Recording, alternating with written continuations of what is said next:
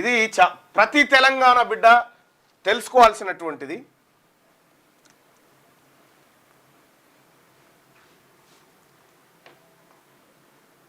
బీఆర్ఎస్లో మళ్ళీ కవిత కలిసిపోతుంది. మన కథ చూడరు ఫస్ట్, ఆమె సంగతి ఇడిచిపెట్టి ఆమె బాధలను. దయచేసి ఈ సబ్జెక్టు ప్రతి ఒక్కరు తెలుసుకోవాల్సినటువంటి సబ్జెక్టు.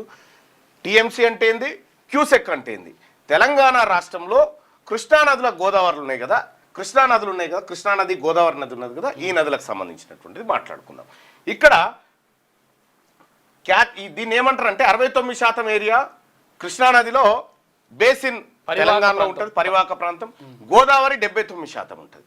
ఇక్కడ మనం ఎట్లా అంటే ఇగో ఈ మ్యాప్లో మీరు చూడొచ్చు,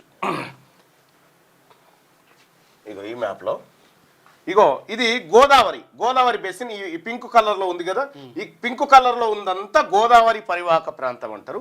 ఇగో కృష్ణానది, ఇగో ఇది పరివాహక ప్రాంతం, ఇక్కడ చూడొచ్చు ఈ కలర్లో ఉంది.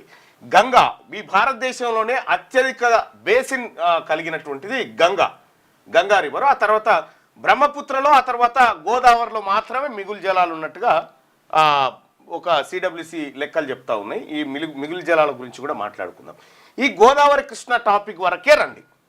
ఈ గోదావరి కృష్ణ మీద తెలంగాణలో ఏం ప్రాజెక్టులు ఉన్నాయి, ఎందుకు ఉన్నాయి, ఎక్కడెక్కడ ఉన్నాయి?